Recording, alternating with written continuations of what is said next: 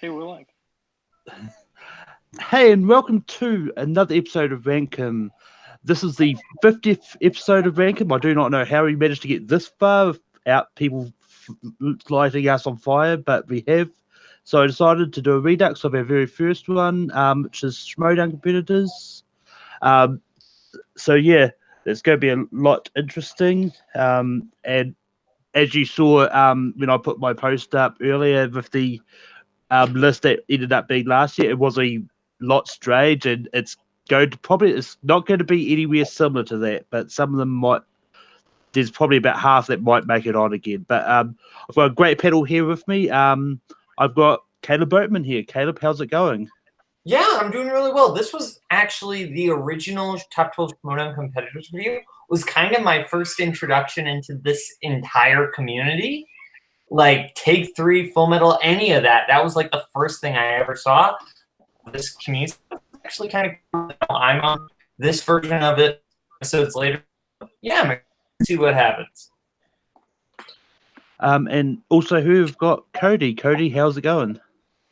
Yeah, this was before that I became like a regular panel on Rankum. I remember watching it. I remember disagreeing, but guess what? Chris Clark's not here, so some of those hot, horrible takes that he has will not feature on the wheels on this list. So I'm kind of excited that I don't have to listen to Robert Meyer Burnett because, gosh, trash. Yeah, and also we've got Caleb Coho. Caleb, how's it going? I'm glad to be on this list. I have one goal tonight: make Humberto Gonzalez #1. Let's make the Schmoedown great again with El Mayimbe. But this is gonna be a fun time, and let's do it. And also we've got here is Ryan Permson. Ryan, how's it going?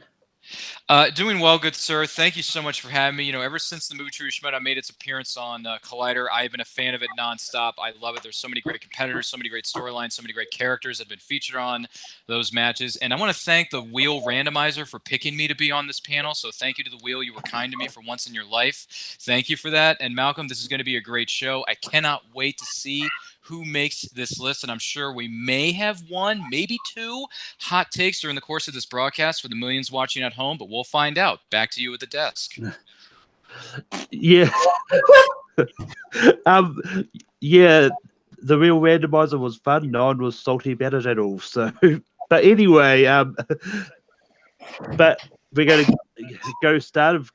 And as always, it's a roundtable discussion. We throw out a name we believe should be on the top 12 of all time list, and we all vote on it, and then at the end we rank them. But I'm going to kick it off with Caleb Boatman. Caleb, how's it? What's your first pick?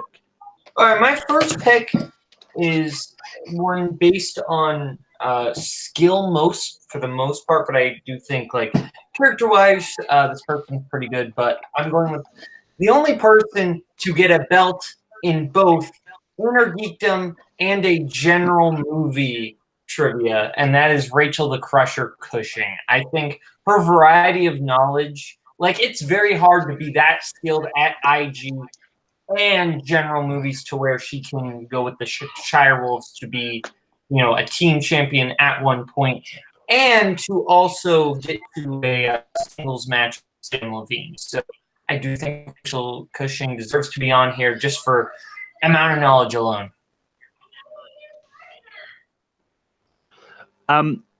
Yeah, I'm going to start it off here. It's going to be an easy yes for me. Like Rachel Cushing absolutely belongs on this list. Like to be well-rounded like that, to be knowledgeable in IG movies, as Caleb said, like it's not easy because it's so many movies to pull from. So yeah, Cody, what do you say about Rachel?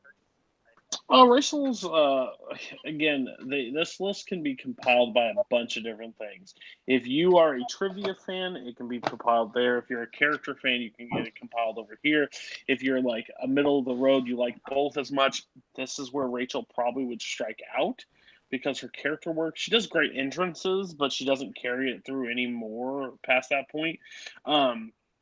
But just the skill knowledge of being able to fight for a belt in every division. She tried for every one of them. She succeeded with. She ended up getting crowned with 2 of them at one point. So that's impressive. And yeah, so Cushing alone, just by skill, I can't say no because that would just be stupid. Because it's half and half, and she's probably one of the top at the skill. And with that, Rachel does make the list. Coho, what would you have said?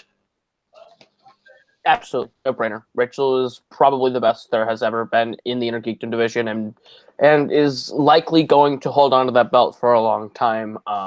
So yeah, obviously. And Ryan, what would you have said about Rachel? Yeah, when it comes to just straight up, skill, maybe not so much the character, but just so much as trivia knowledge, what she knows, what she's been able to accomplish in somewhat of a short amount of time, whether it be with the team belts and Intergeekdom belt, and now being a double belted champion. I mean, she's definitely one of the best in the league. She is one of the smartest minds in the history of movie trivia, bar none. I mean, especially when it comes to Intergeekdom. So 100%, I would have said yes to Rachel the Crusher Cushing. She does deserve a spot on this list. So much respect to Rachel Cushing. And so Cody, who's the first one you're going to bring up? Well, listen here, you salt and pepper cocaine donkey. Okay, I'm going with the one man that has made me love the Schmoedown from the get-go. I don't care if it's good, bad. There's a lot of choices I could have went with first. I would have thought about Ashley Robinson because she did really good in that Intergeekdom match the first time. I thought John Campia because he lost a ton of matches, and I think that's respectable. Freddie Prinze Jr. was on my mind, but I'm going with John Steven Roca, the Outlaw. John Roca was the person that got me into the Schmoedown.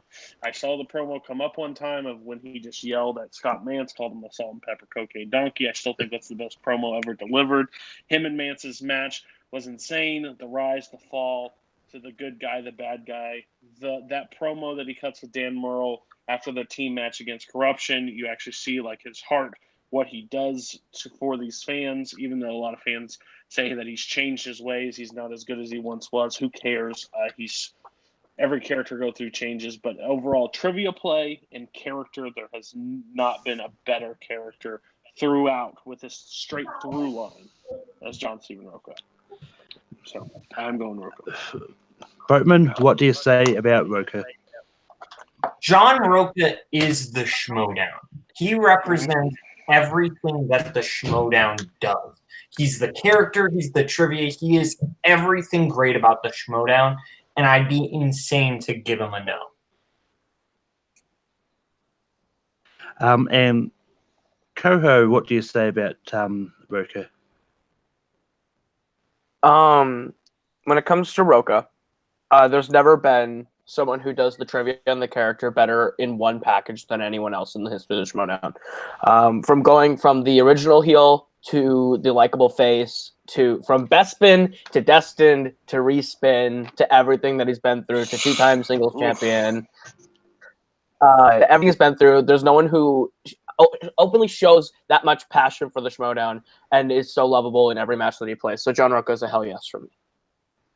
Don't bring up Respin ever again. And right. Ryan, what do you say about Roca?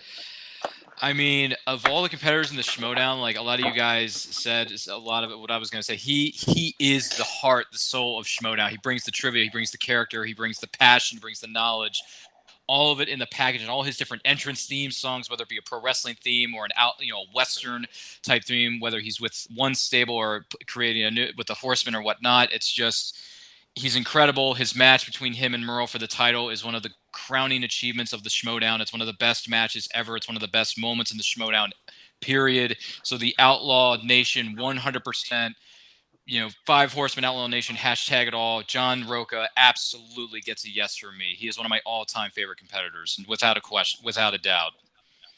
Wow, Yeah. guys, look at us.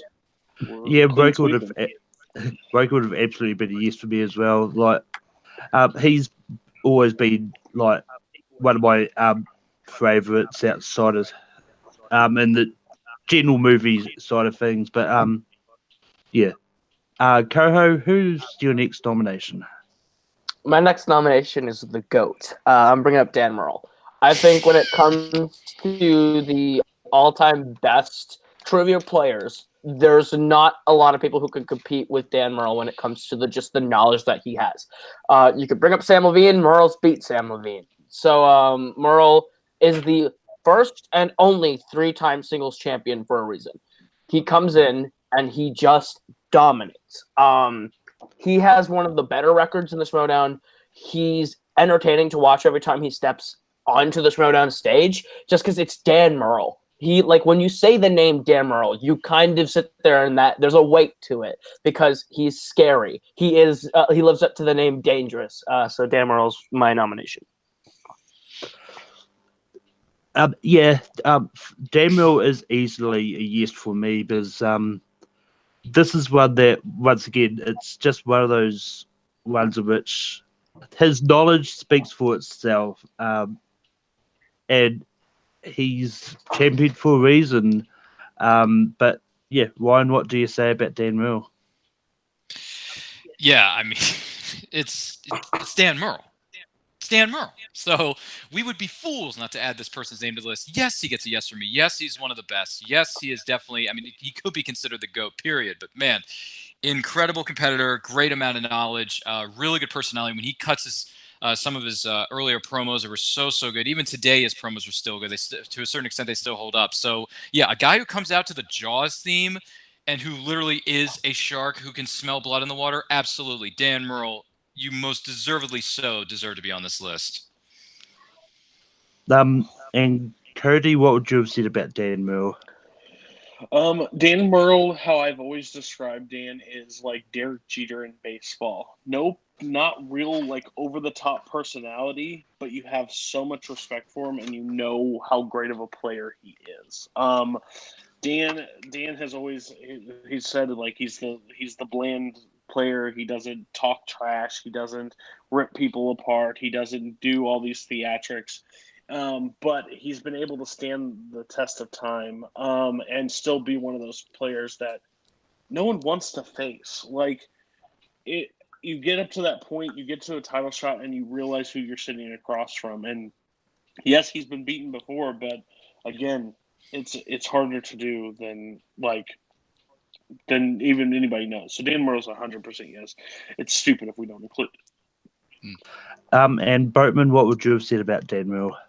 Yeah, I think, Cody's right in that he doesn't have a giant personality, but I think that kind of is part of what makes him so endearing is that he is kind of himself, but you just feel like this is where the belt belongs. You're always kind of internally rooting for Dan Murrell. Like he knows his stuff, but you never feel like, oh yeah, this is the guy, like he's boring. Like I never feel like he's boring. Like when I think about character, like I don't think he has an over-the-top big personality type character, but I never find him boring. It's because you're wearing flannel. I mean, partially. I mean, all Boatman needs is a Jaws T-shirt, and then we have a perfect Dan cosplay. And a Florida State University Seminole hat, and then you're good to go, Boatman. But anyway, Ryan, who's your first nomination? Jeez, Merle. Anyway, all right. A few of my picks were already bought and paid for. That's fine. I'm going to toss someone in here that has really grown into his own, not just as a competitor, but as a character, because one of the best things that the Schmoedown does is they can throw a surprise at us every now and then. They can turn the league on its head. They can surprise us with something that we could never see coming. And that is the attitude adjustment of this competitor, what he's been able to achieve with his faction, which I think is, to me, no one describes it this way, but I describe it this way, as the NWO of the Schmoedown. And that is the founder of corruption. The man himself, the legend himself, Mike the Killer, Mike K.O.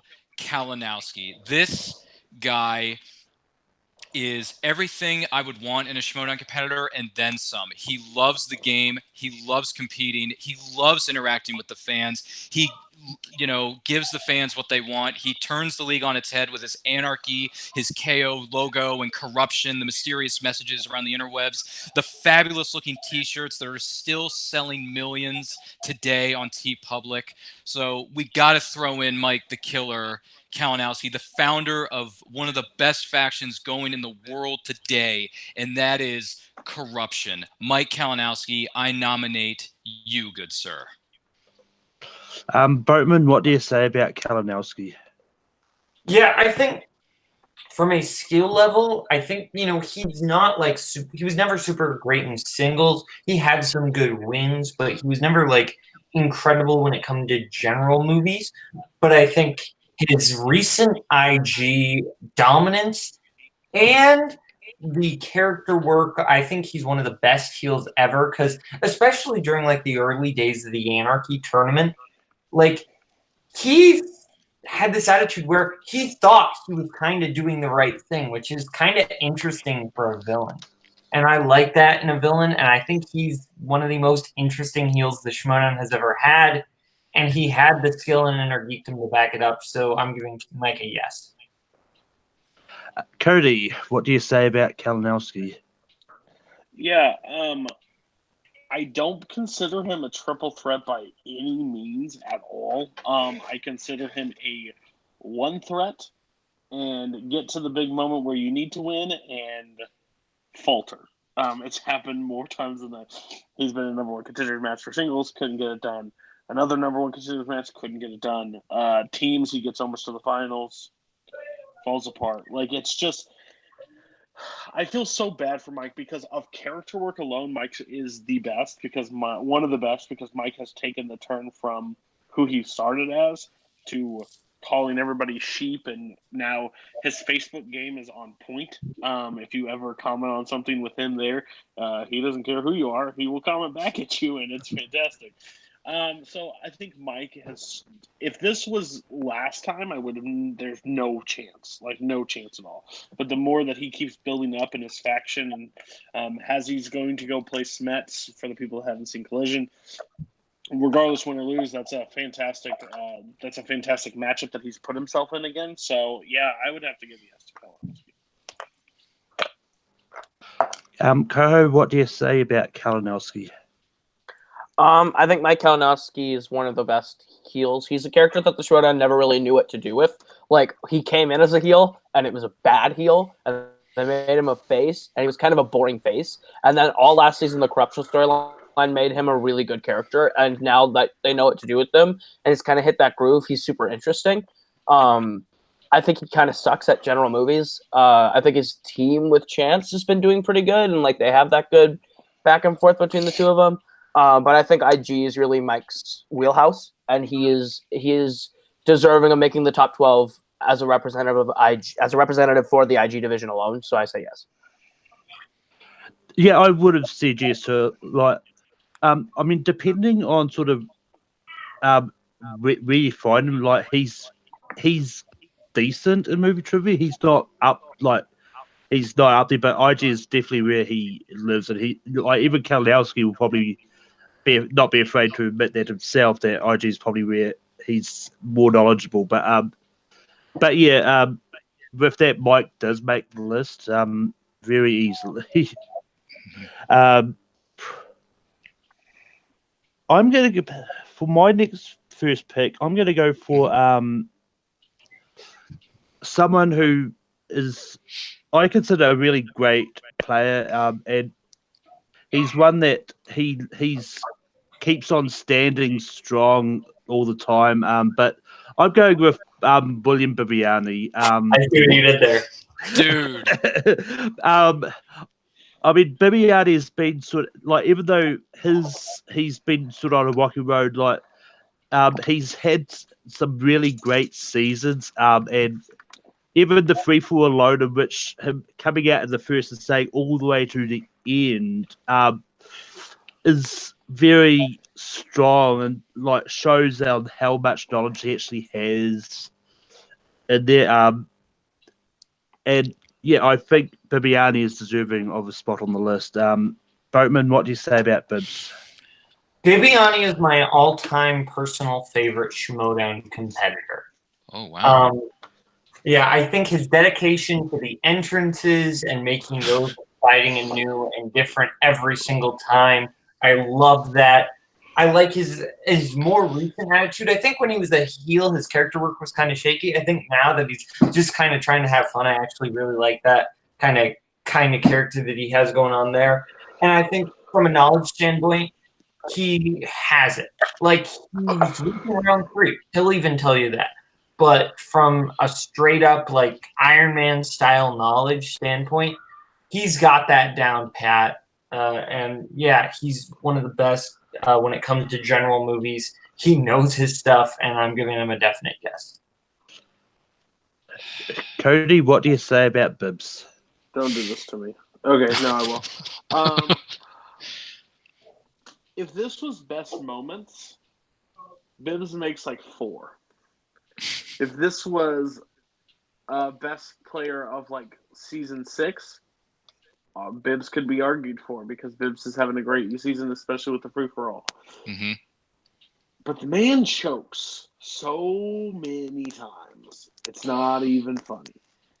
Now they're trying to do this kid and him storyline, which I can't stand. Bibbs is one of the players that frustrates me the most because he's the theatric guy, but can't do any of this like trash talk or storylines or anything that they like. Nothing. He just does a lot of screaming and a lot of yelling. So my personal vote is I think he's a fantastic trivia player. I'm just not a big fan of the overall game that he puts together. I could never bet on him going into a final round. So I have to give it a no vote. Oh wow. Coho, what do you say about Bibbs? There's a lot of big Bibbs? players left. Come on, guys. No, that's fair. That's fair. My biggest issue with Bibbs is he came in super hot with Draco and didn't live up to it after that for an entire season, maybe an entire 2 seasons. There was like the entirety of season 4 and 5, Bibbs was in limbo. And just kept losing to like JTE and Christian Harloff and like losing to people that he shouldn't have any business losing to. And he kind of started coming back, like critically acclaimed. The team is pretty good because he and Whitney have that chemistry, and he's finally getting his groove back. I gotta say no, because he's fun entrances. He's fun entrances and a solid base of knowledge, but I don't think as an overall complete player he makes top 12. Ryan, what do you say about Bibbs? Oh, geez. Wow. Okay, look, I was not on the Bibbs train in the beginning. Like, even though he had that great game in his debut match against Draco, and he was touted as the next big thing, of that particular time frame, he just hit his peaks and valleys. He just didn't do really well. But then the free for alls came up, and he came in and he lasted all throughout those the course of those matches, and he's gotten so much better at certain things and certain elements of the Schmoedown as a whole. So with what Bibbs is doing now compared to what the peaks and valleys and the unevenness he was having then, I mean, he's really done well for himself. So for me, with Bibbs, I got to give it a yes. I like his great amount of knowledge. I like his interactions with the fans and caring for the league and wanting it to grow and succeed and go big or go home type of attitude. And his T-shirt still standing. I mean, a guy who can stand for that amount of time, especially during a free-for-all, deserves a freaking medal. Anyone who wants to stand during a regular match for 30 to 40 minutes deserves a medal, because I need to sit and be comfortable in a chair, son. So, Bibbs, my hat's off to you. I'm going to give growl. I'm going to say a yes to Bibbs. And with that, Bibbs does make the list. And we go back to Boatman. Boatman, who's the next player you're going to bring up? All right, I'll just go with another one of the big ones. The first person to ever be double belted, Sam Levine. I think he's one of the best faces in the league. I think, his knowledge. Like when he first came in, he was pretty solid, and then after Dan left, something just was okay, I can actually come out now and play my 100%, which I would love to see him play Dan again, but hope I don't think that's ever going to happen, but maybe, who knows, maybe in an exhibition. Anyway, I do think that he's just one of the most incredibly skilled players of all time. His work with Above the Line was fantastic, and his singles run was super impressive. That Ultimate Schmoedown tournament run was great, and then his title defenses against Clark Wolf and Rachel Cushing were fantastic. So, Sam Levine, I think, definitely deserves a spot in the top 12. Yeah, I mean, I think the only time we're going to see Sam is probably the exhibitions. Yeah, I mean, I like Sam. Sam is good. I mean, because at the time when we did this last year, that's shortly after he decided to retire. So he and so he hasn't really done much more since. But I'm probably going to give him still a slight yes because, like, with all his accolades and stats and that, he does belong in the top 12. Whether he gets as high as he did last time, I don't think so. But Cody, what do you say about Mr. Levine? Hell no. Sorry. You walked away. You didn't defend your belt against Dan. I'm not putting you in the top 12. You ran off and worked behind the scenes. That's your own prerogative. You're allowed to do what you want, but I'm not putting you in the top 12 when you don't. The actual match that needed to happen didn't get to happen because you're like, I want to keep my record and I want to be the 2-time belt guy and not lose them. Yeah, I don't stand by that. That's like being on the top of any mountaintop and then be like, you know what, I'm done. Don't want to fight, and you're still in your prime. Like, there are so many matches that needed to happen again with Sam Levine. If Sam Levine stuck around or even played every once in a while, I'd give it. But it's been almost a year over. Like he won it at Collision last year or whatever. About a year. Yeah, no. I mean, about yes, a year, over a year. If we went best year, sure, absolutely. But this is overall all Schmoedown long. He's only got 1 year, one good year. The rest, it's very hit and miss. He got knocked out by Perry Nemiroff and whatever, double tough beats or whatever. No. Yeah, but that was double jeopardy. That doesn't. Yeah, that was a different time. He's still a team player. You don't just I'm sorry. You don't erase his losses just because he got better over time. No, Sam is not the best because he didn't even prove he's the best. He walked away on the top, and that's not what you do. But Koho, what do you say about Sam? That's tough. That's real tough. Cody made a lot of really good points. Yeah, he did. See, with season three, Sam is not good. Season 3, Sam actually is a jobber, if you look at it. And then when you get to season 4, he's barely around, and then you get to season 5, and he explodes. Or season 4, he's barely around to like the end. And like at the end, he has the unprecedented tournament run, wins both tournaments, and then goes on to win both belts. And season 5, he's like that Titan for about the first half of the season, and then he walks away. So within the span of 6 months, he's the greatest of all time, and leaves then right as Dan comes back, and that does hurt. There's a lot of things that still needed to happen, and Sam left. And if he had stayed and went through with Sam versus Dan 2, or Above the Line versus Shire Wolves, like there's so many matches that should have happened that we didn't get. That does kind of hurt it. I'm actually gonna I can't believe I'm doing this. I'm saying no to Sam Levine. Ryan, it's down to you. Again.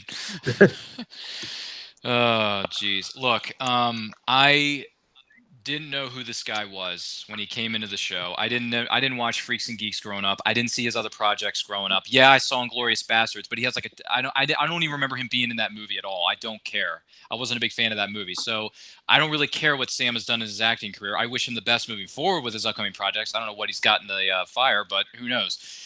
But the bottom line is this. When he came into the Schmoedown, and I had no idea who he was, and he had his bad days, he had his good days, and then all of a sudden he gets teamed up with The Godfather, and Christian says, we're going to put you with Drew. We're going to see what happens. Let's just see what happens. And once again, it goes back to what I was saying earlier on in this broadcast.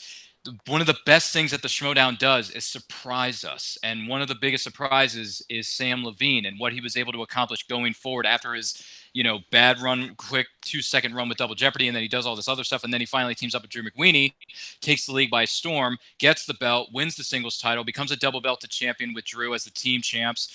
And when he's on top of the world, he decides to retire and go to Del Boca Vista. He could have easily have walked away, do whatever he wanted to do, his upcoming projects, whatever he's doing outside of the Schmoedown, that would have been fine. But the Schmoedown loves him so much that the chairman of the board himself said, we want to bring you back and have you play a role in the Schmoedown, and that's going to be the singles league commissioner. Sam easily could have said, no, I got plenty of other things on my mind right now. I want to move on and do something else with my life. I got other things going on. That's fine. But he came back, became a commish.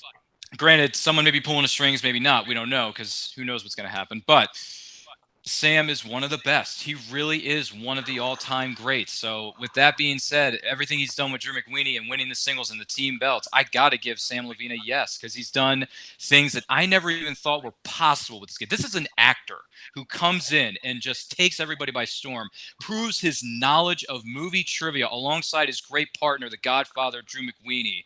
And I'm like, holy cow, I can't believe I'm going to say this, but Sam Levine is a really good trivia player, and he's one of the best that the league has ever seen. So with that, I got to give Sam Levine, the Inglorious One, a yes.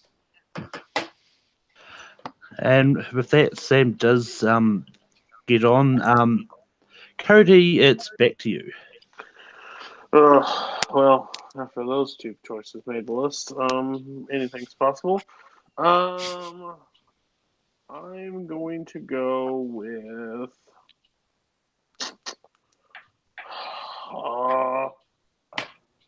I'm going to go with an unconventional pick, but I'm going with it. I'm going with Classy Clark Wolf. Classy Clark Wolf is actually somebody that missed the list last time, which is insane to me because Brianne Chandler's on that list, and I'm sorry. No, just because Brianne beat Clark one time. Clark has went on a run this past year and has always been a staple in the leagues. Arguably one of the best team players to ever play, which is because with Mark Riley and Wolves of Steel and now Shire Wolves, she has like Drew McWeeny style of team play, which I think is a thing that a lot of people don't take into credit, but she's always to keep calm.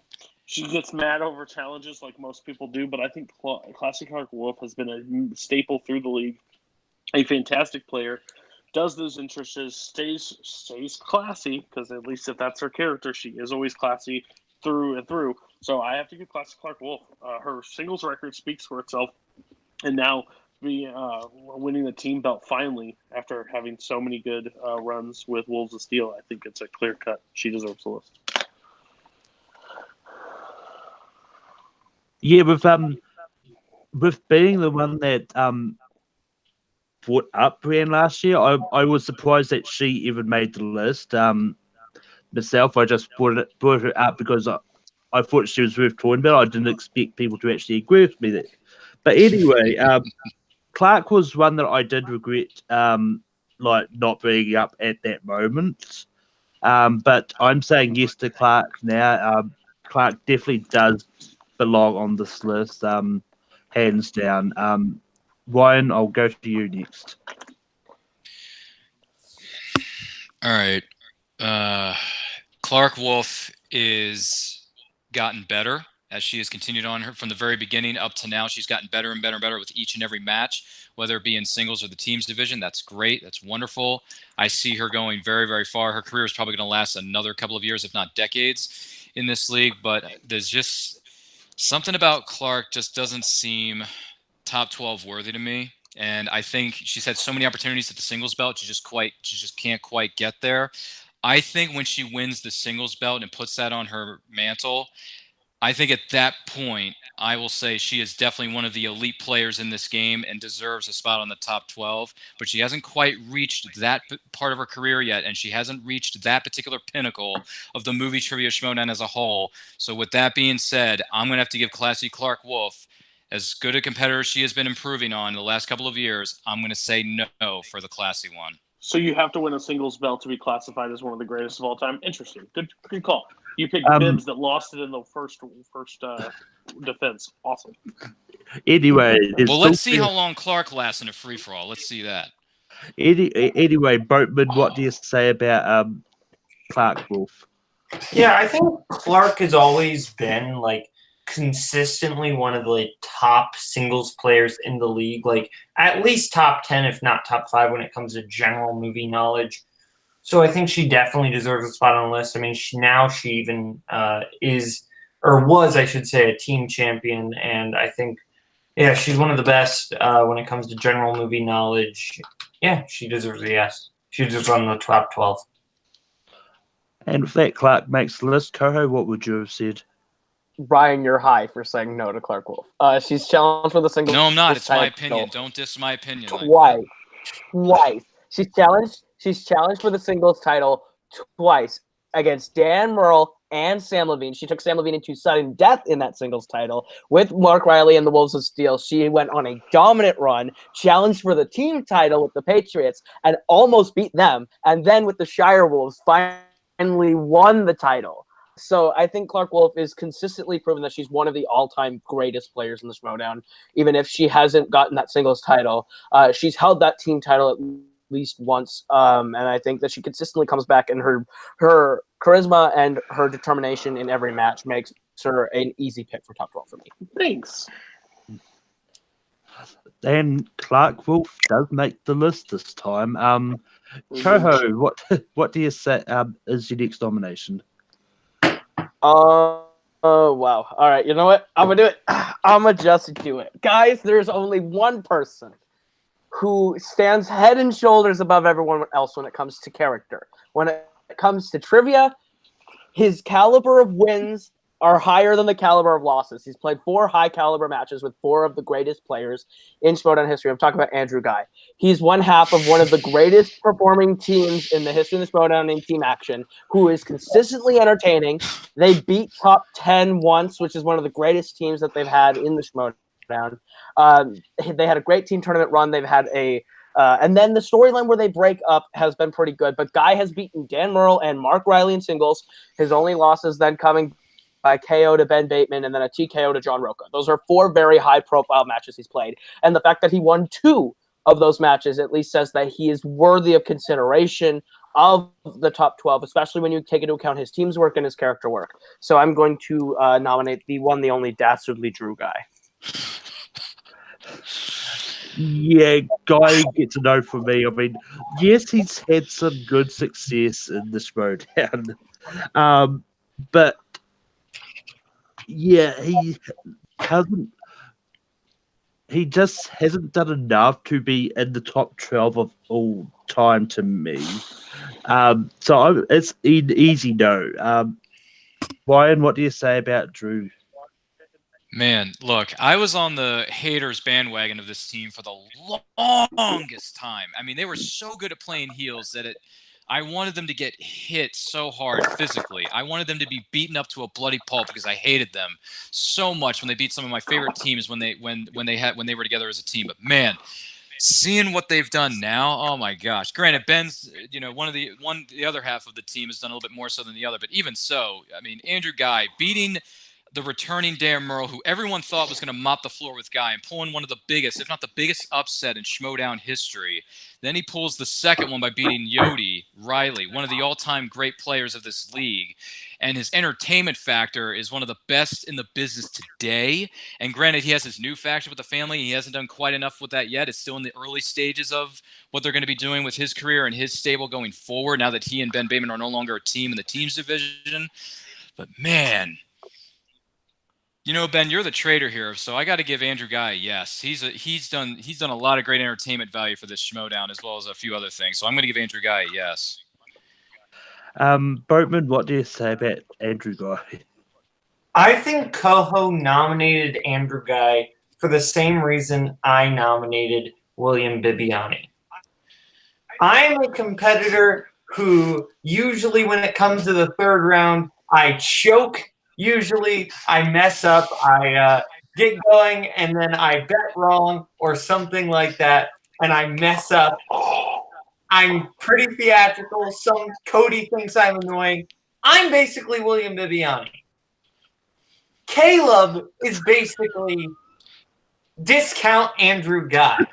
You know, kind of generic and a heel, but he was kind of the first person to do it, so he gets all the credit for it. And, you know, he's not great when it comes to knowledge, but he kind of stumbles into wins a lot of the time. And, you know, had Coho given a yes to William Bibiani, I would have respected that and given the yes to Guy. But no, Coho, you deny me, I deny you. And I'm the heel in the community. Wow. I know, right? Boatman's the traitor now. All right. I'm sorry, Cody, but it's down to you to decide. Oh, we already know his answer. We don't even have to go to him. I take every bad thing I have ever said about Caleb Boatman. I take them and throw them as far as I possibly can. Boatman's rip on Caleb Coho just made me the happiest human being on the face of this planet. That was one of the best on-par promos. But Coho, if he only won the singles belt and put that on his mantle, you'd have to give him a shot. Oh, wait, that doesn't matter because apparently a singles belt matters for some person, but a person with 4 matches doesn't mean anything. No, Andrew Guy is literally the best character that has ever emerged in this league by far. The Outlaw is good because the Outlaw was first, but Drew Guy took what Outlaw was and ran it and made it 100% more. That free-for-all entrance that he comes out to Dan Murrell's music and literally flips off everybody's like, fuck you. And I literally lost it. The reaction videos that everybody's seen Dan Murrell, when he beat Dan Murrell and stood up on that table and started just screaming obscenities at everybody. The amount of times he's won at the Schmoedown Awards, there's no better. There is no better than Andrew Guy. I was almost convinced because of Caleb's sick promo on the other Caleb, but you cannot put somebody like Andrew Guy off this list. He is what the Schmoedown is about now. It is his league to run however he chooses. Where's the belt? That's it. Like, I can't wait till he wins the title because that's going to be the worst day in Schmoedown history because of what he is going to do with that belt. And I can't wait. The family's going to beat Ben Bateman. So there was a yes, Cody? 1,000%. And you're crazy if you put a no vote on him. I mean, I'm giving a no vote to Coho. So. No, I know. I knew what you were doing. I'm talking about Malcolm. Shame. For shame. I'm tweeting Andrew Guy right now and telling him to tune in and yell at you because that was rude. But anyway, Ryan, what's your next nomination? Sorry, I just got to make a quick note here that Dastardly Drew. Oh my gosh, Dastardly Drew guy is awesome. Anyway, aside from that goodness, let's see here. I got to look at this list again. You know. We'll go with it.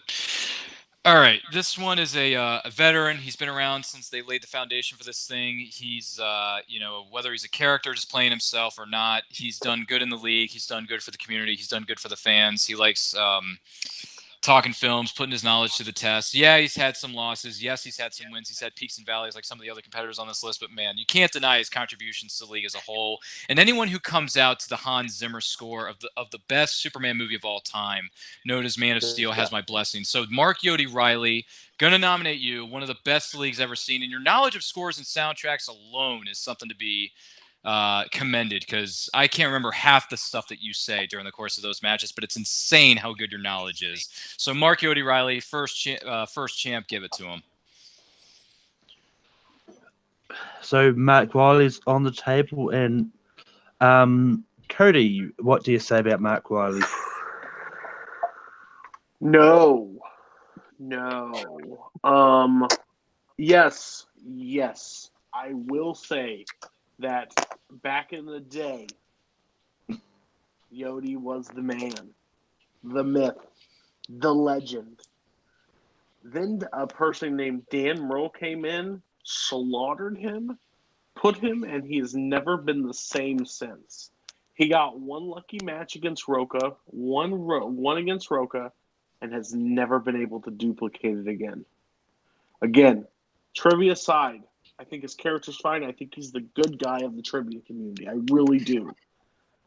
But we throw around this 2-time belt thing way too much. That first win was against Josh Makuga. Josh Makuga has never even sniffed another belt. Guys, let's be real. He's a one-time champion with a one-time champion of early buy-in. That's like playing expansion league baseball and there's 8 teams and all you have to do is have a great player on your team. Doesn't work that way. I think he's good. I think he's good for the community. I wish he would have took what Sam's role is. I think he should have been the singles commish. I think that would have been an interesting thing. I think he needs to step back. I think he's a great teams player. He's not any more of a great singles player. He's on like a 4-loss streak or whatever in singles or something crazy like that. Something like that, yeah. The game has moved past. And it's just like every time a sports athlete, sometimes you just can't run as fast anymore. And you're getting bypassed. So time to just move on. I can't put him on there. Nope. Boatman, what do you say about Mark Riley? Yeah, Riley is, I think if this was like 2017, 2018, like the 2018 whenever that last video was made, I think maybe he squeaks on. I think now the talent is just too overwhelming. I think there are too many players who are doing the face better, being a better face than Riley. I think there are players that are being, just trivia knowledge better than Riley, team knowledge better than Riley. I think Riley's good with Who's the Boss. I don't think he's ever going to come in contact with a singles belt ever again. So I got to give him a no. I think if we were talking early days, yeah, but I think Cody makes a point here. I'm going to go next on this. I'm going to give Riley a slight yes. That's from Matt. Well, yes, his recent career has not been that great. Like what he has done, because the one he had with Who's the Boss throughout the tournament, yes, he is a 2-time belt, but on that's not part of the reason I'm saying yes. But I think he is pretty good. I mean, he does need. I think if he gets the right boost and gets back into it, he could be there. But for me, it's a slight yes, and it's down to Coho. So, Coho, what do you say? Well, anyone who comes out to the Hans Zimmer Superman theme, which is the worst Superman movie of all time, gets a no from me. Mark Riley, it's like Cody said, he's really a one-time champion for beating Roca. When it comes to Riley, he's a really good support player on teams because it's the same reason why I won't put McWeenie on this list. They're both really good on a team when they can give you backup knowledge to the one guy on the team that is better than you, that knows more and can play the game better. When it came to Wolves of Steel, he was the support player for Clark. When it comes to Who's the Boss, he's Ben's support player. He's really good at that. He was Dan's support player with Team Champs in the day. So yeah, I got to give Riley a no. And somebody out there, Kurds is crying, but but anyway, that's all right. I kind of figured it was a long shot for Yodi anyway. I slightly did it for that too, because he's kind of had a downward spiral recently. So, But anyway, I'm going to go for the other half of the former Team X. So I'm going to go for Ben Bateman. I think Ben deserves to be on this list because what he has sort of done in his few singles matches he's had, but especially on teams, because he showed it on Who's the Boss that he's managed to hold his own on his he's able to hold his own on his own, but with a team he can do really well as well. And I think that he's one that is underrated because of his knowledge. and I think he does deserve to be on this list. But Boatman, what do you say about Ben Bateman? This is actually really, really tough. There are a couple people I still want on there over Bateman. I think I'm gonna give him a no. I think if we were talking about just like this season and the last one, he probably makes it on. I think back in the early days, he wasn't that great. Like, he was okay. It was more of he and Guy weren't really that great individually. It was more that they just both covered each other's gaps really well, and they worked together as a team really well, and they knew how to play the game as a team. But I think individually back then they were not great. I think, like I said, if you're talking about right now, I give him a yes, but I can't because of the earlier time. So I'm giving him a very, very slight no. Ryan, what do you say about Ben?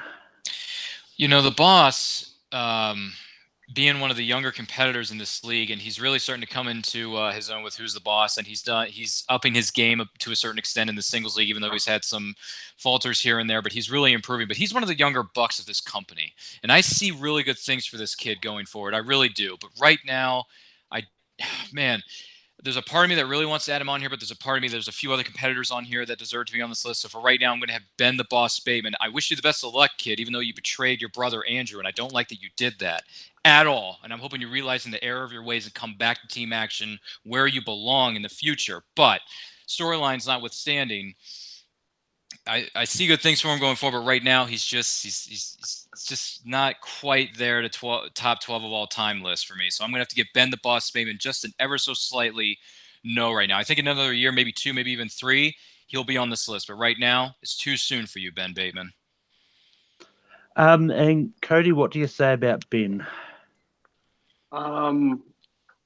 Just a question: does the storyline that Ben and Guy are broke up right now still apply?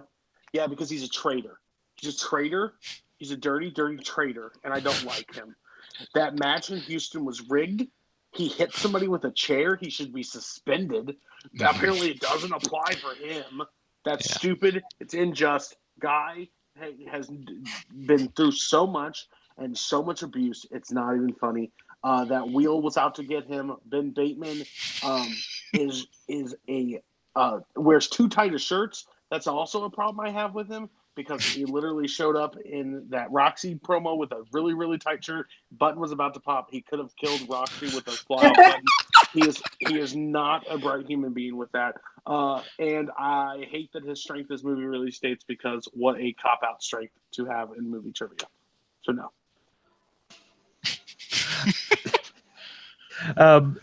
Okay. And with that, Ben doesn't make the list. Coho, what would you have said?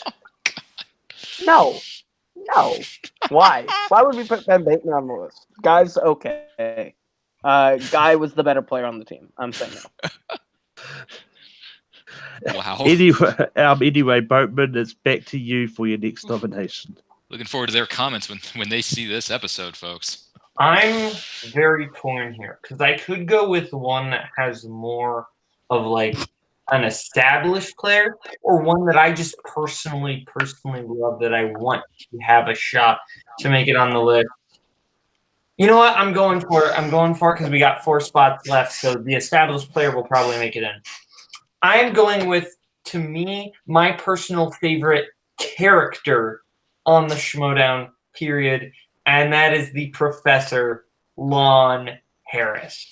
I think the character work is hilarious. He really has all these, classic Criterion Cinema knowledge down pat when he's doing those promos. I think he and John are really funny. They work off together.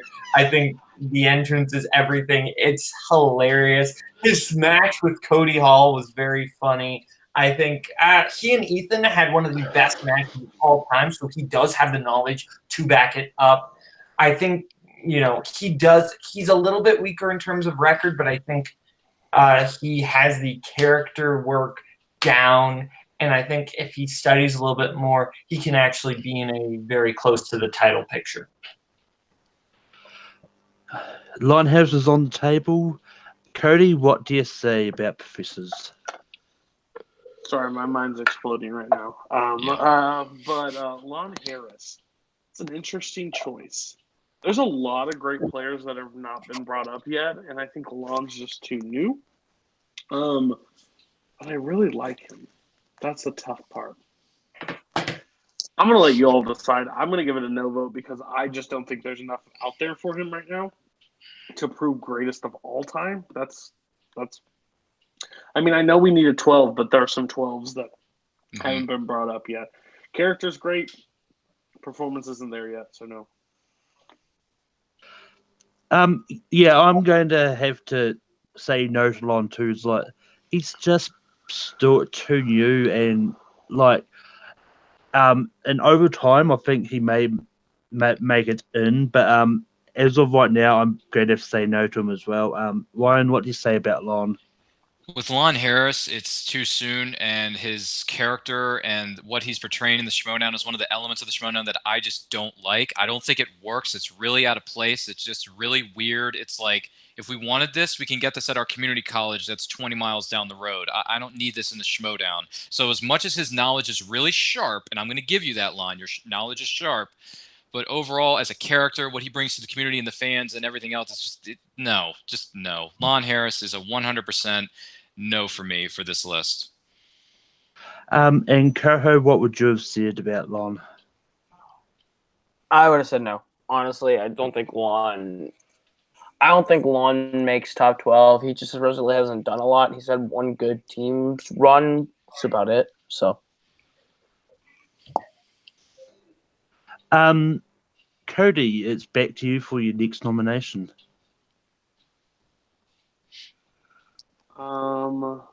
My next nomination, I'm going with an interesting choice. I'm going with probably, arguably one of the greatest teams player to ever play the game. I'm going with the Snyder, Jeff Snyder. From character work to overall performance, again, you have to either go with one half or the other. I think one has got a little bit better of a resume than the other, in singles at least. But just to be able to take two teams to the mountaintop, again, it's a team format, but to be able to be on two of the winning teams, to be the only time a person's won two tag belts with two different teams, that's insane to say. And Jeff Snyder may not have the best attitude at all time. I know the Bibbs match is a little glaring red mark on people, but just to do what he did and actually to see him live when he did it with Odd Couple against Who's the Boss, that match was insane to watch live, how much he puts into it, how crazy he is, how good he is actually at the game. In that last match against Riley, it just shows how good of a player he honestly is. So I have to go with the Snyder, Jeff Snyder. Yeah, I'm gonna have to say yes to Jeff.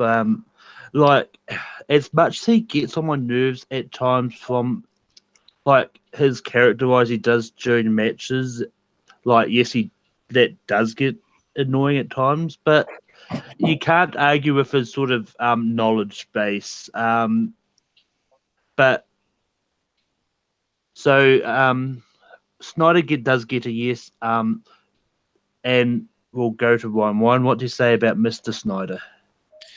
Yeah, Jeff Snyder, I mean, his accomplishments, his resumes in the Movie Tree Schmoedown alone they're incredible. They're impressive. He's been champion, team champion for the longest time, holding those records with, whether it be with the Lion's Den and what he's been able to do with his change up with the Odd Couple with him and the Android has been very impressive. It's been amazing to see what they've done. With their manager Roxy, someone I never thought would ever get involved in the Schmoedown. Off to the side now, she's a little bit more involved. But with Jeff Snyder, whether you like him or hate him, and I don't really like the guy professionally, I think his attitude is really could be called into question, especially with his hatred towards certain genres of films and certain parts of trivia or whatever it may be. But you can't argue with his knowledge and what he's been able to bring to the table as far as a competitor and as, if that's his character of being a hated character, he brings it in spades. But with that being said, I'm going to have to give a yes to the Snyder. I can't deny how great he is as a competitor. Nothing phases him, whether he's in a small studio in Burbank or he's under the lights, whether it be in whatever major city across the country. So, as much as I may not like the guy personally or professionally, got to give the man respect. So in Snyder, Jeff Snyder, put him on there. And with that, Jeff does make the list. Coho, what would you have said? 9. That's the number you need to remember. 9 straight wins Jeff Snyder had with the Patriots. And on top of that, in singles, they do 7 and 5. He's one of the best trivia players in Schmoedown history. He's also the first person to hold the team title with 2 different teams. So I think that definitely puts him on the top 12, 100%. And Boatman, what would you have said about Jeff Snyder? I would have said yes, but I want to point something out here. Ryan, just to clarify, you said you don't like Jeff Snyder because of his feeling about certain genres. Like that's one of your reasons you don't like him personally, right? Well, that's one of them, but just his attitude overall is like very negative. But, it's like, very negative. Certain genres, right? Yeah, well, that's just part of it. I Yes. just think that's really, really interesting coming from the guy who refuses to acknowledge that the Jurassic Park sequels even exist whenever they're brought up.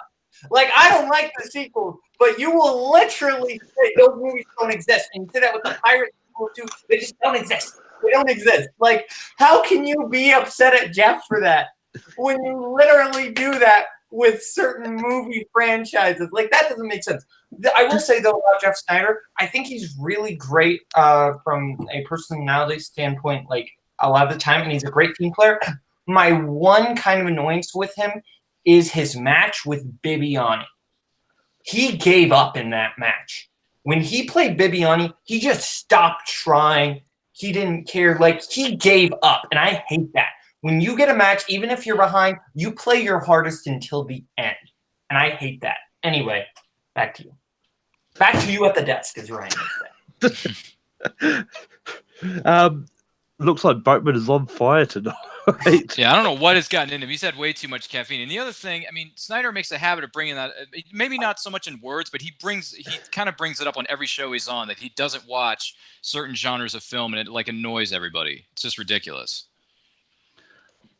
But Coho, who's the next person you're going to bring up?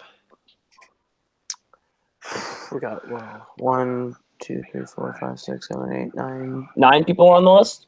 Yeah. Yep. You know what? We got spots though. I'm gonna put the Smasher Kevin Smets up.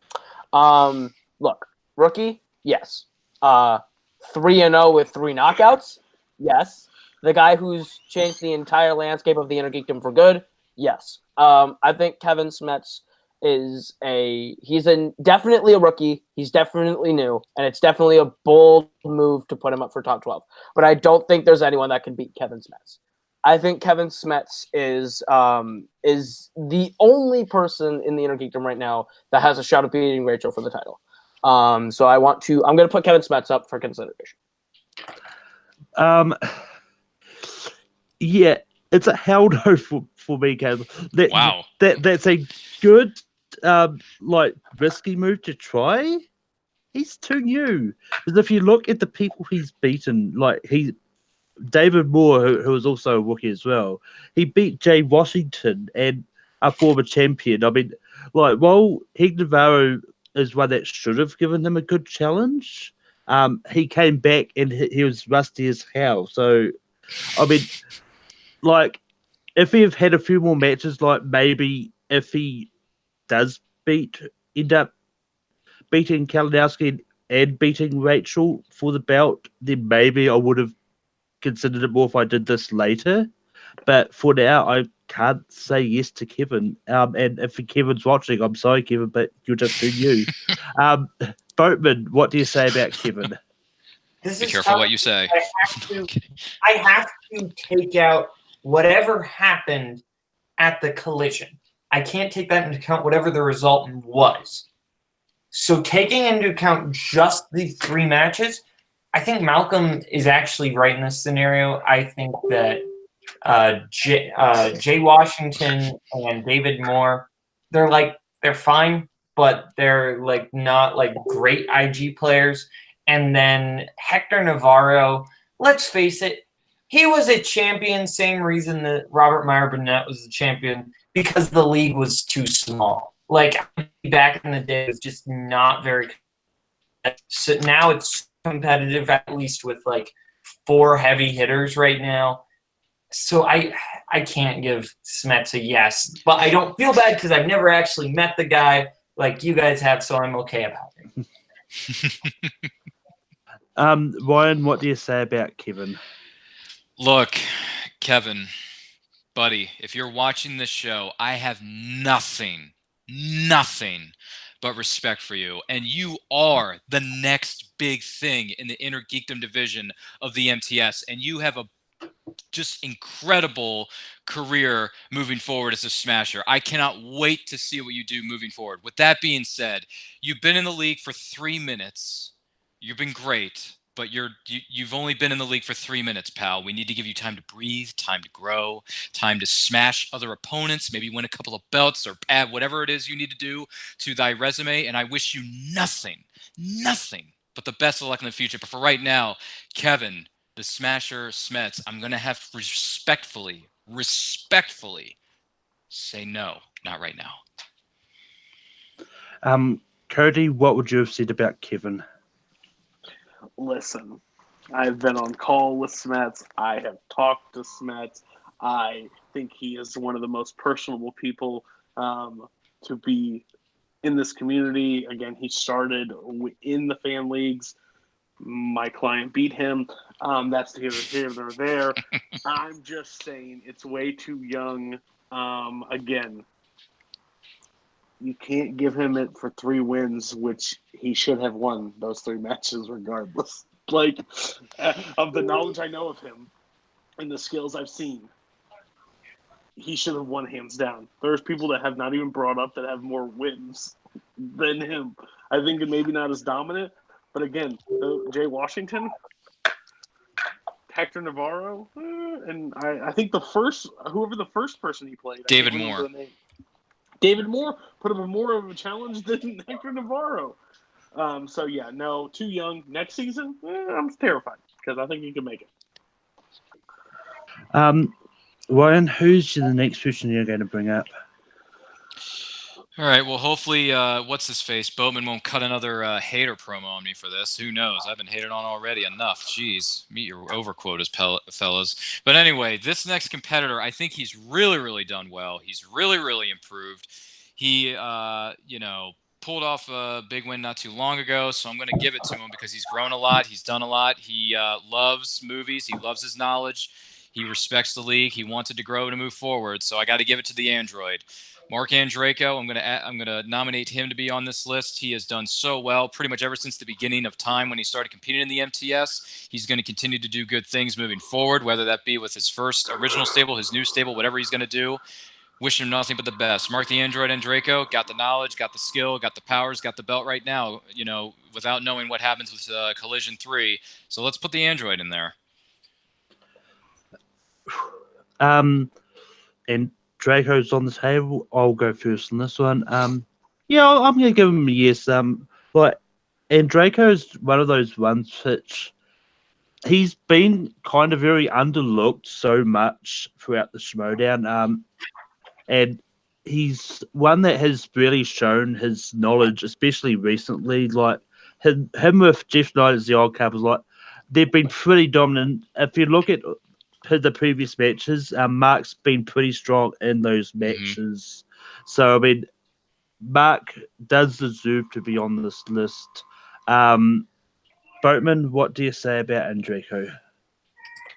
I think from a character standpoint, Andreyko was probably the most interesting when he was a face with the Fife Club, because he was kind of the only face that was able to actually smack talk a little bit, maybe with the exception of Roca. And I think he was actually kind of a good face, and I think his match with Ben Bateman, he had some really funny moments and all that. He got the love shot. You know what? I'll give him a yes. I think had some of my other people that I wanted in not been denied, I probably would have given him a no. But at this point, we needed 12 spots, so I'll give him a yes. And with that, Andreyko makes it in. Cody, what would you have said? Andreyko's a tough one because Andreyko's pretty bland most of the time. I like him, but it's just he's another one that doesn't really care about the game at times. So like it's hard. Being a team champion kind of helps. Plus, he has the biggest moment in Schmoedown history under his belt. Regardless, maybe somebody else could have pulled it off by sitting in that chair, but he did it. So XX 5XX is his. It will always be his. So on that note, I'm okay with him making the list. How many do we have on the list now? 10. Yeah. Okay. Is it 10? Yeah, 10. That's fine. Coho, what would you have said about Andreko? Absolutely. I think Andreko's breadth of knowledge is impressive, and his partnership with the Odd Couple has been really, really strong. And just as a competitor and as a character, he's had quite a journey so far. So I'd say, yeah. But yeah, so it's back to me, and I'm going to go for a slight risk with this one, but I'm going to say it anyway. JTE, like JTE's one with the Patriots has shown sort of he's been pretty strong on that team because both him and Jeff I have managed to compliment each other at times, and there's been a few times in which JT has got the sort of winning point in that because he clearly knew what the 5-pointer was to help them pull off the win at times. So, and like JT, he hasn't had a good record as of late, but I think he still is pretty strong when he does play. And but yeah, Boatman, what do you say about JTE? I think it's tough because I think if you talk about like the last year or so, again, he's kind of been MIA for like the last year or so, but like Lee Shannon Miller versus JT, that was rough. He of course got tougher questions, I will admit that, but I think that match was he still played a pretty rough game knowledge-wise.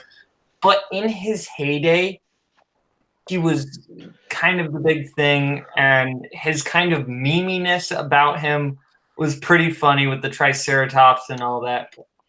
Actually, that wasn't really a character, though. That was just him being stupid a lot of time. This is actually really tough. You know what? Can you come back to me? Can you? I want to see. I can't. I need to think about this a little bit more. Cody, what do you say about JTE? Listen, nobody writes Geppetto better than my man JTE. JTE's a teams player. He's pulled his record back. He had a great season. He's been a cornerstone. He's not been on the best run, but guess what? I think he performs best on odd years. This is an even year. He's having a struggle. Season 4 was rough. Season 5 was great. So guess what? I'm going to be okay with him coming back. Or maybe it was vice versa. I don't even know anymore. It's been going on for so long. But let's just say JTE is a cornerstone. 9-0 as Patriots. Arguably saved a lot of those championships for himself. He has a rule named after him. I give JTE a point. Absolutely. Coho, what do you say about JTE? I don't know how you don't put JT on this list. Like Cody said, 9-0 with the Patriots is an unprecedented run. But also when you look at just JTE in his storied career, the rise and fall of Little Evil is one of the greatest storylines of all time. Where in like season 3, he kind of had a lot of hits there. And then season 4 kind of came back and like did some damage. In season 5, he was sort of MIA. But like JT is someone that I don't think we can not put on this list. So yes, JT. And with that, JTE does make the list. Ryan, what would you have said? Would have said no. Oh my god. Boatman, did you come to a consensus? Not really, but I'll agree with the general consensus because I think, yeah, he's iconic enough in the Schmoedown to where he probably should have been. But anyway, Boatman, it's back to you. Can you fill up the last spot? Okay.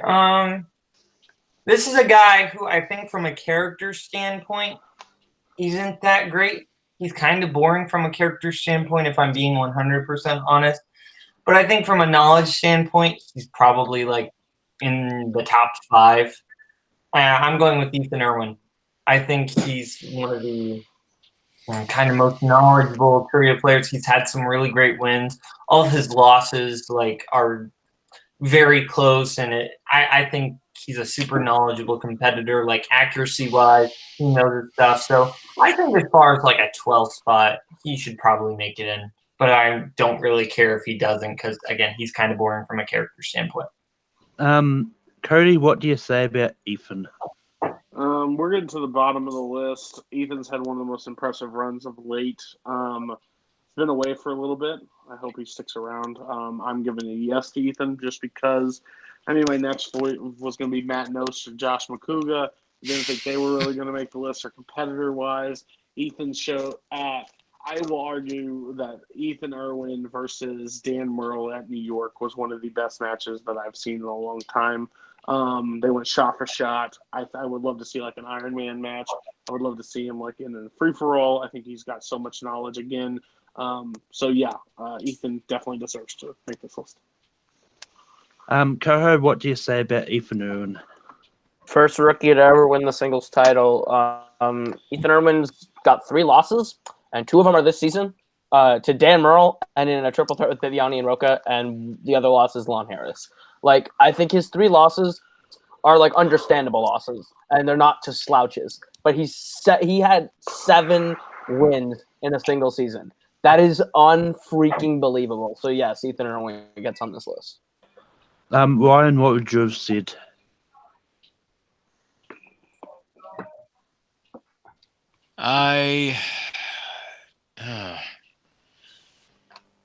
He did my other singles pick. well, My other pick wouldn't have made it anyway, so I'll just say yes. I think he did great. I mean, great rookie. Start winning the title, all that good stuff. He comes out to the Ninja Turtles '90s theme, which no one ever does in their careers. So I applaud big time Ethan Irwin for that. So yeah, he is one of the. Granted, his career is still young though, but he has done a lot in just a very very short amount of time. So, but yeah, I'll give it to him because I know my other pick wouldn't have made it anyway.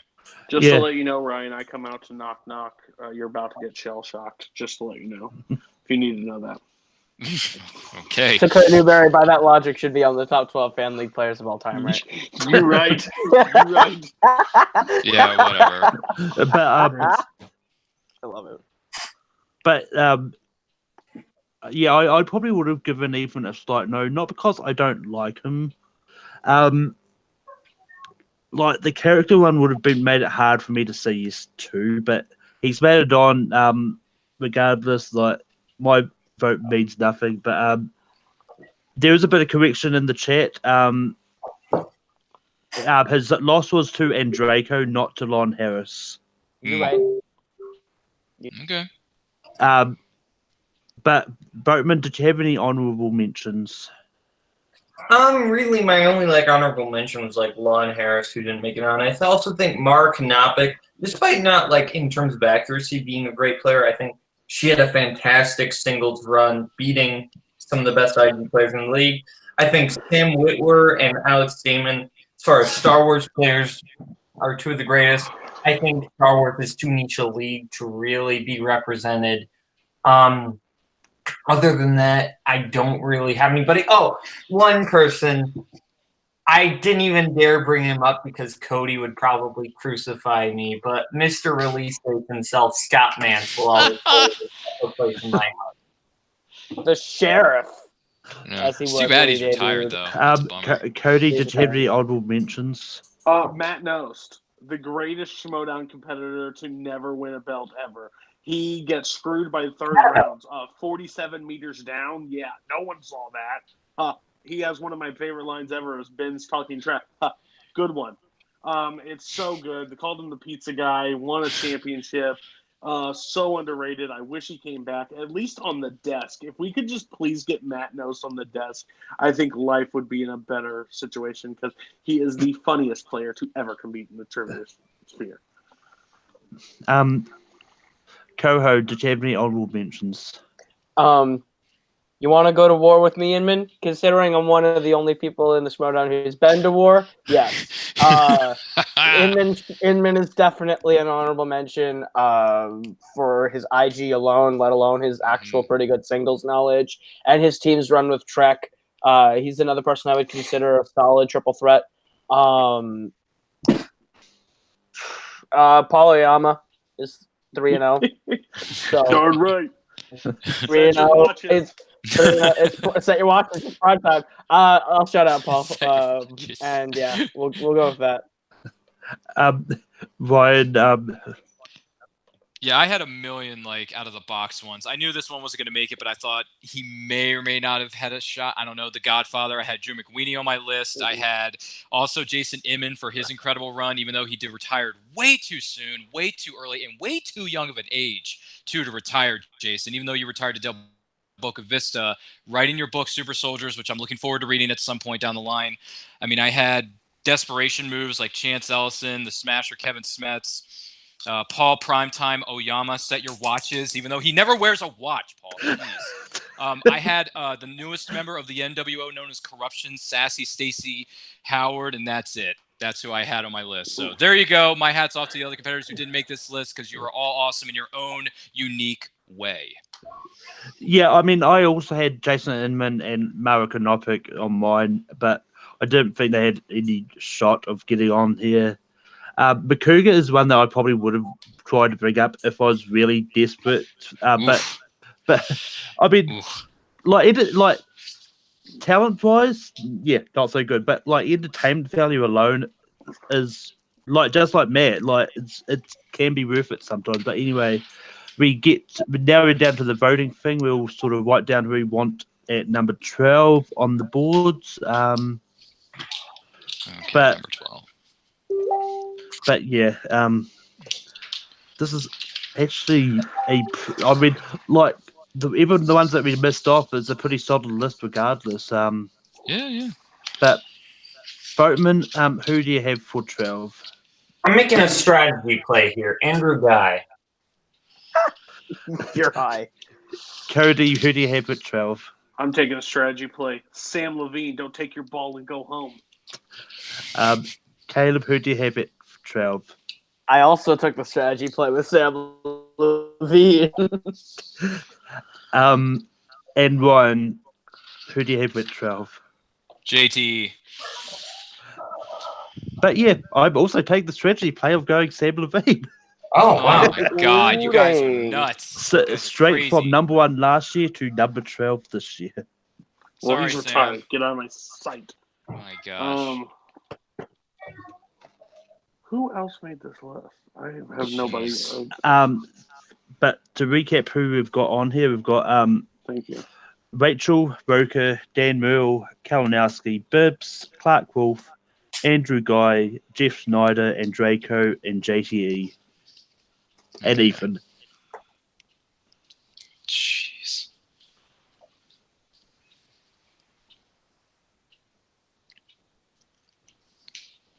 Yeah, I have the list here. I'm ready. Right. But I'm going to kick things off, and I've got Andrew Guy. Fuck you. And Brian. Yeah, same one, JT.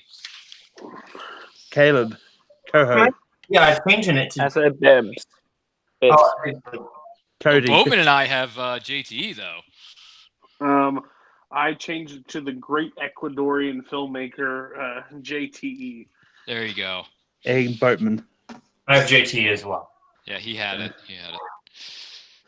Okay. One's Coho, one's Caleb. You can't say Caleb. They all both jump up like they're 2 kids at the dog store. We're at number 10 now, so. All right, number 10. Sorry, I cut out. Who made it? JTE comes in at 11, who didn't which make is it? the exact same spot he was last year. JT did make it to number 11. Yeah. Okay. Boatman, who do you have for 10? I've got Cody, who do you have at 10? Bibbs. Caleb, who do you have at 10? I still have Bibbs. Ryan, who do you have at 10? Clark Wolf. And I've got Guy. Jeez. So, Ryan, Guy or Bibbs? Are you kidding me? Guy or wow. Oh, Andrew. Go with your heart. Go with your heart. No. Go with your heart. Go with your heart. Oh my god, this Yeah, is go so. with your I'm heart. gonna get Bibiani so back to much. traitor. I'm gonna get Bib so back to much hate traitor. for this on Twitter. Andrew, I love you, man, but I'm gonna say Andrew Guy. I'm gonna say Andrew Guy. Terrible pick. I am so sorry, Team Guy. I'm so sorry. I mean, you're the one that wanted to try and be different with your voting. Yeah, it's just. Terrible pick.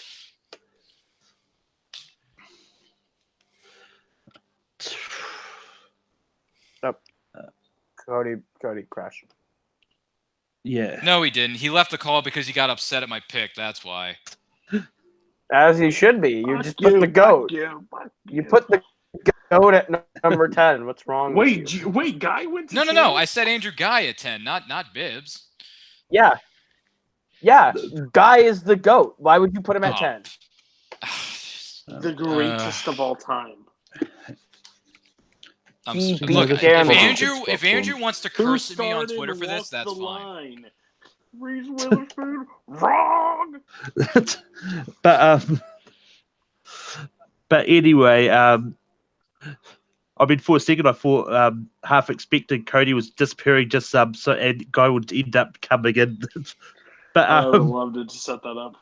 That would have been nice. But anyway, Boatman, who do you have for 9?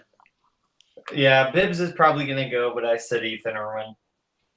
Cody, who do you have for 9? Bibsy. How about Bibsies, you freaking hosers? Coho, who do you have at 9? Coho. Bibbs. Ryan, who do you have at 9? Clark Wolf. Yeah, I've got Bibbs as well. All right, that's fine.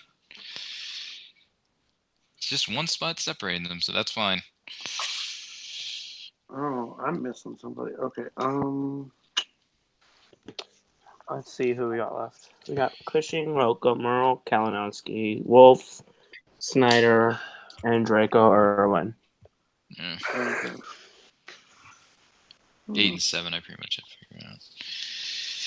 All right. I think this is a good spot for this one. But I'll kick things off. I've got Ethan. Boatman, who do you have for 8? I actually realized I forgot about him. Mark and Draco. Cody, who do you have at 8? Yeah, it's a good time to ride the train all the way to Ethan Irwin. He's done. Coho, who do you have at 8? Coho. I think we lost him. Ryan, who do you have for 8? No. Broken record, Clark Wolf. Coho, who do you have at 8? It's frozen again. We good? We good? Yeah, who do you have? Can you see me, hear me? Yeah. I said Ethan Irwin. Yeah, it's fine. And with that, Ethan gets in at 8. Yep. I said that there's an opportunity of putting big time with prime time.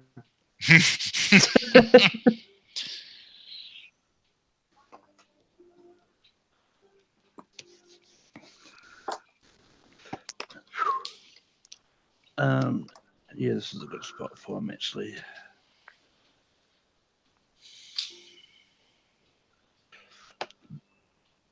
Right, so Boatman, who do you have for 7? I have Mark and Draco. Cody, who do you have for 7? And Draco. Coho, who do you have for 7? Oh, gee. Wyatt, who do you have it? Yeah. Coho, can you hear me? I had it in Draco. I thought you heard me. I erased it already. It's all right. Wyatt, who do you have for 7? Wolf. I've also got a Draco. Yeah, okay. So how many spots left? 6. Yep, So it's halfway Clark, done. Snyder, So now we're up to Merle, number Roca, 6. Rachel, and who? Mike Kalinowski. Oh, sorry. That gave everything away, but no.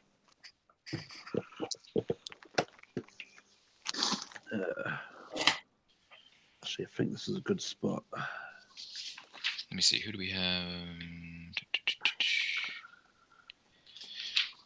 Wait a minute.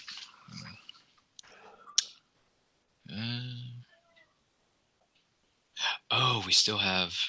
Okay.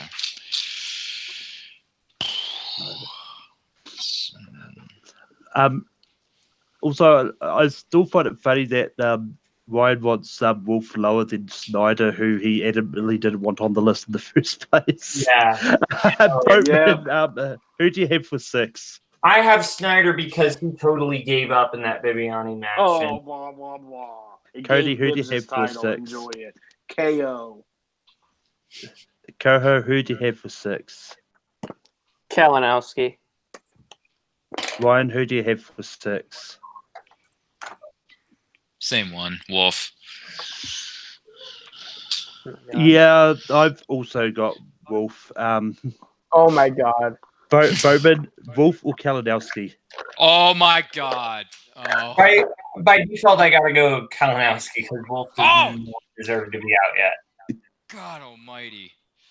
I'm sorry that you and Jake Marangoni fit so good into hashtag Me Too movement because you guys hate women. Stop hating Clark. We don't hate women, dude. We don't, okay? Kalinowski should be higher than Clark Wolf. It's a fact, Jack.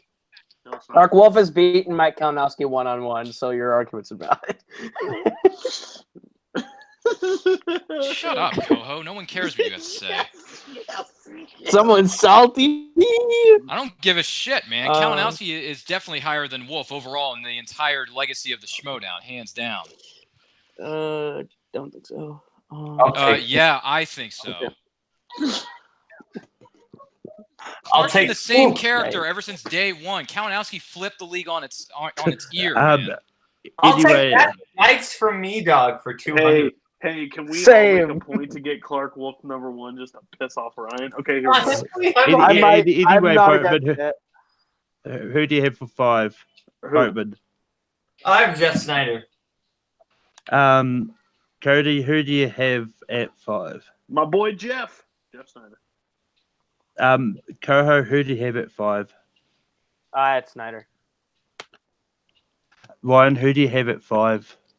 Not Jeff Snyder. Yeah, I actually changed to Jeff, so Yeah, that's fine. It's fine. He makes 5 anyway. He would have been on here anyway, but Hey, if you're lucky, it's fine. We finally met the end of the road. Like, let's be real. Not really. But top 4 is pretty good for Clark. She's that good of a player. yeah. Let me see. Who do we got here? Yeah. Clark Wolf. Yeah, besides that. By the way, Rachel's still on the list, so if you want to Dan Roker and Rachel, but yeah. Shut the fuck up.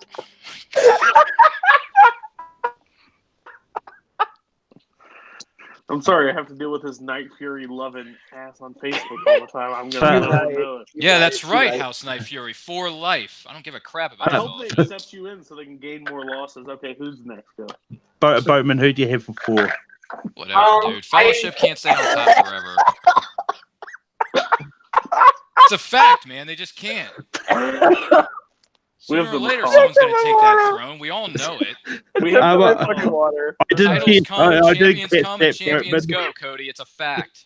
Hey, Ryan, do me a favor, be quiet. Clark Wolf is who I have. Cody, who do you have for 4? Oh my god. Clark Wolf. We have a macaw. Back off. Who do you have for 5? I can't fucking handle this call right now. Clark Wolf. Ryan.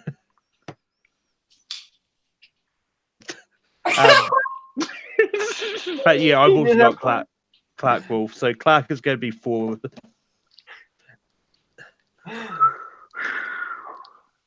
Oh my god. And Ryan breathes a sigh of relief that he can now change his vote. To Rachel. Oh, this is great. This is the best episode I've been on in a long time. I agree. Honestly. See my pants. Boatman, who do you have for number 3? Honestly, I'm okay with anybody in this top 3 being number 1, but I said Rachel Cushing. Cody, who do you have for number 3? Cushing. Coho, who do you have for number 3? Cushing. Ryan, who do you have for number 3? Yeah, Cushing. I read different, but doesn't matter. But I read Dan Murrell. Damn. It's not bad. Rachel Cushing, top 3. It's not bad. Yeah. Clark Wolf, top 4. Not bad. Glad I brought her up. Yeah. Whatever.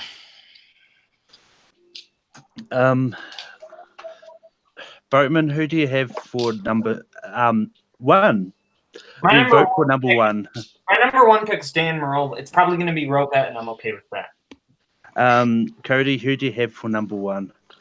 I've told you once, I'll tell you 1,000 times. You salt and pepper, cocaine donkey, Roka. Coho, who do you have for number 1? Hoth, Dagobah, I don't know, Tatooine, John Roca.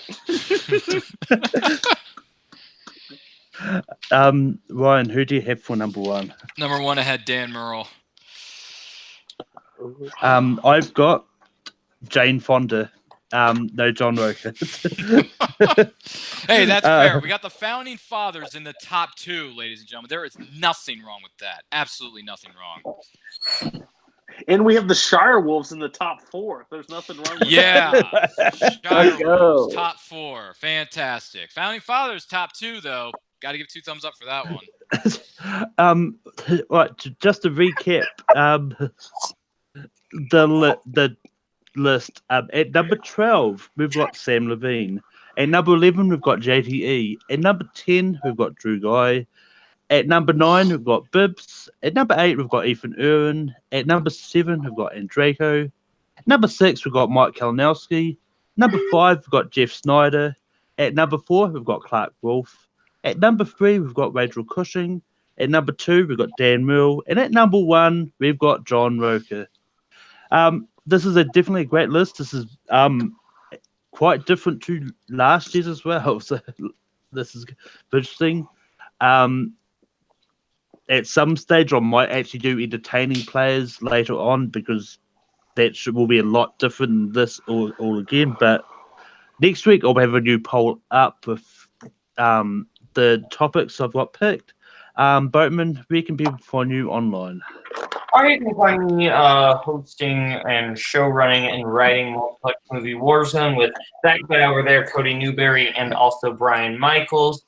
I think, despite us all wanting to kill each other, I think we actually do okay. But yeah, other than that, you can find me on Letterboxd at Caleb Boatman and making Ryan cry right here on this show. Do you see any tears in these eyes? 0.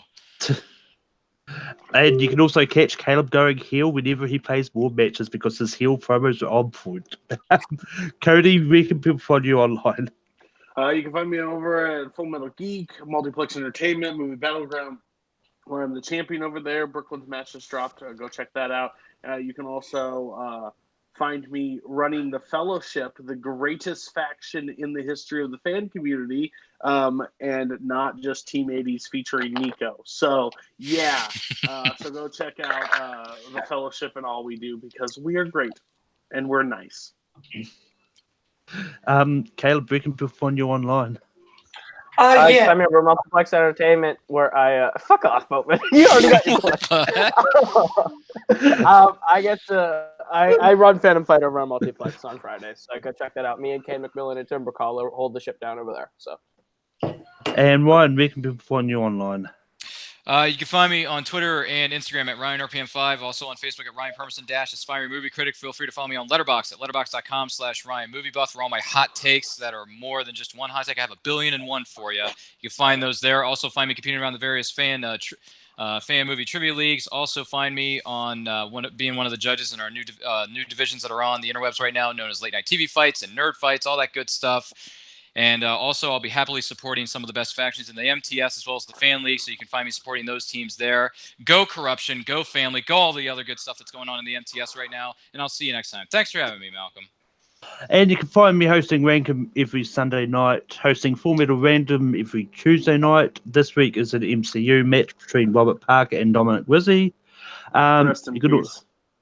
You can also find me competing all over the place and hosting late TV fights as well. And until next week, keep listing shit.